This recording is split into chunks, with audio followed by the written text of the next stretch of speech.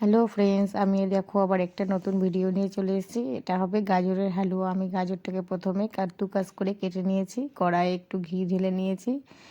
ঘি দেওয়ার পরে ঘিটা যখন গরম হয়ে গলে যাবে, এবার এর মধ্যে আমি দিয়ে দেব 2টো দানা এলাচ ফাটিয়ে আর 2টো তেজপাতা দিয়ে দেব। দিয়ে নিয়ে কেটে রাখা যত গাজরগুলো ছিল সেই গাজরগুলোকে এর মধ্যে দিয়ে খানিকক্ষণ নেড়ে চেড়ে নেব, যাতে গাজরগুলো একটু ভাজা ভাজা হয়ে যায়, গাজরের কাঁচা গন্ধটা দূর হয়ে যায়। আমি এখানে 500 গ্রাম মতন গাজর নিয়েছিলাম আর দুধ নিয়েছিলাম আধা লিটার।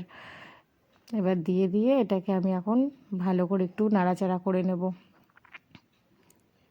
এবার এটা নাড়াচাড়া করে কাঁচা গন্ধটা দূর হয়ে যাবে। আমি আগে দুধটাকে গরম করে রেখেছিলাম। দেখুন আপনারা কত সুন্দর গাজরটা কালার এসছে। এবার এইখানে আমি দুধটাকে ঢেলে দেব। যতটা 500 গ্রাম মতন দুধ নিয়েছিলাম সেই 500 গ্রাম দুধটা পুরোটাই আমি দিয়ে দেব। দেওয়া হয়ে গেল দুধটা আমার। এবার এই দুধটা দিয়ে খানিকক্ষণ আমি এটাকে ফোটানোর জন্য ছেড়ে দেবো, গাজরটাকে সেদ্ধ করার জন্য। এবার এটাকে আমি কিছুক্ষণ সেদ্ধ করতে ছেড়ে দেবো, যাতে গাজরটা সুন্দর সেদ্ধ হয়ে যায়। এবার গাজরটা যখন ফুটে আসার পর এখানে আমি 6-7 চামচ মতন চিনি দিয়ে দেবো। চিনি দেওয়া হয়ে গেল। এবার আমি এটাকে আবার খানিকক্ষণ নেড়ে চেড়ে নেব।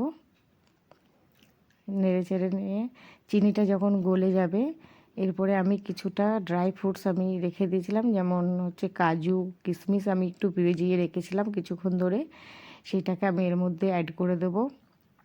অ্যাড করার পরে খানিকক্ষণ এটাকেও আমি ফোটানোর জন্য ছেড়ে দেব।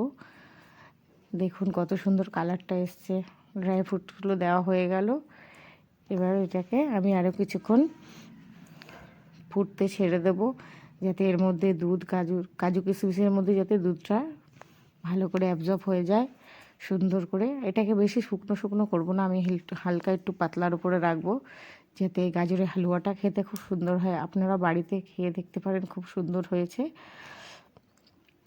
এর আগে ভিডিওতে আপনারা খুব ভালোবাসা দিয়েছেন, এটা তো প্লিজ দেবেন। Tata, bye bye.